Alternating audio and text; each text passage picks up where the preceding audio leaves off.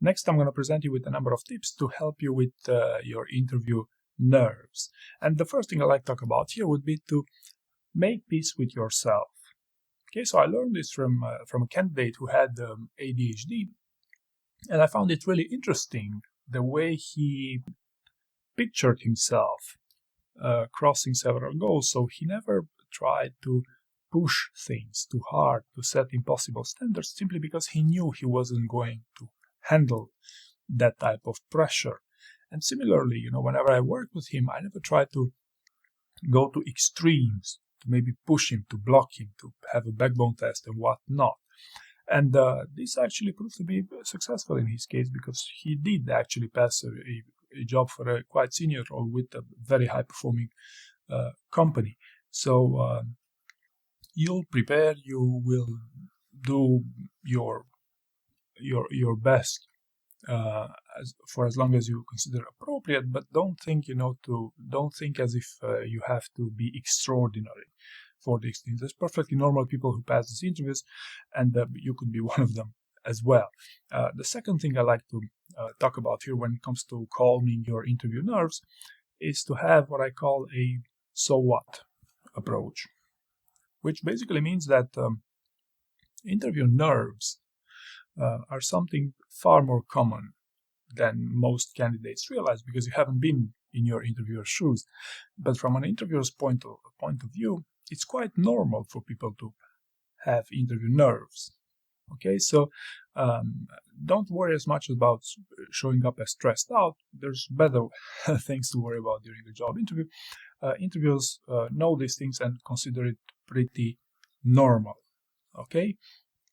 The third thing I like to talk about here when it comes to helping you with this stress in job interviews would be that cheating does not help with stress levels in job interviews.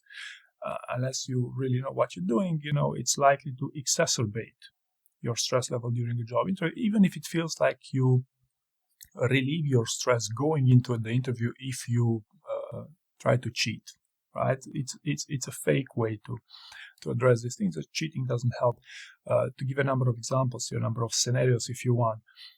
If you reward your answers using AI because it feels good, that ChatGPT is working for you. In a job interview, you will not only receive questions you prepared for, but also questions you will hear for the first time. And the problem is that even if you manage to cheat your interviewer, which, by the way, rarely happens, with your AI rewarded answers, whenever you're getting a new question, then it's going to be really bad for you. They're going to sound terrible, and you'll be the first to realize that, and then it's game over, right? The second cheating mechanism I do not recommend in job interviews, I think is a terrible way to cheat, would be to make up entire stories. I still have people whom I work with who try to do things or try to significantly alter the essence of their stories with some key metrics, stuff like that.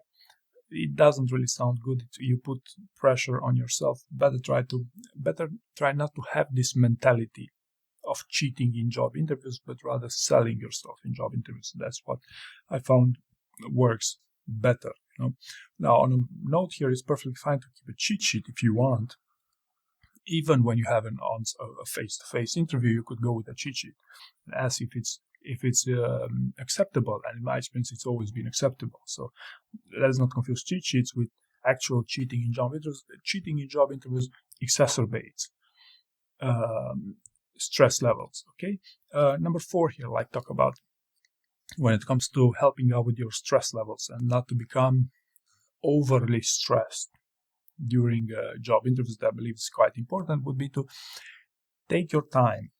Take your time to listen to the question you're getting asked. Take your time to find the best possible question, the best possible answer, I should say, that you'd like to use for that question. Because many of you might think that jumping into these things, into answering something as quickly as possible, would make you sound more credible, when in reality it rarely works this way.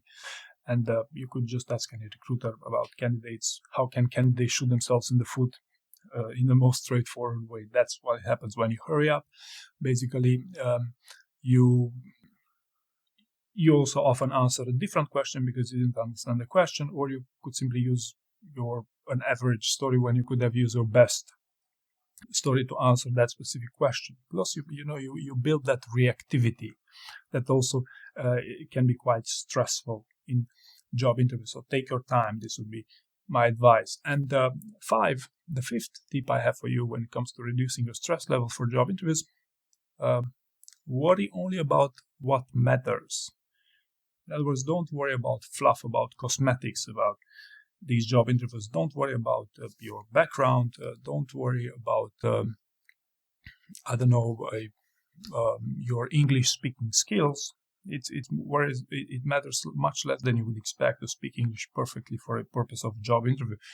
The main point is to communicate the idea that you want to transmit, of course. Your dress code also is not really the main thing for the purpose of a job interview. Your CV is already done, or your CV already got you there, so no need to stress out around your CV anymore. And by the way, keeping eye contact throughout the conversation is not a mandatory thing in job interviews, right? So try to make a difference between what matters in a job interview and what's fluff, okay? Because this might also help you with your stress level for this event. So I hope you found this useful, and thank you very much for watching.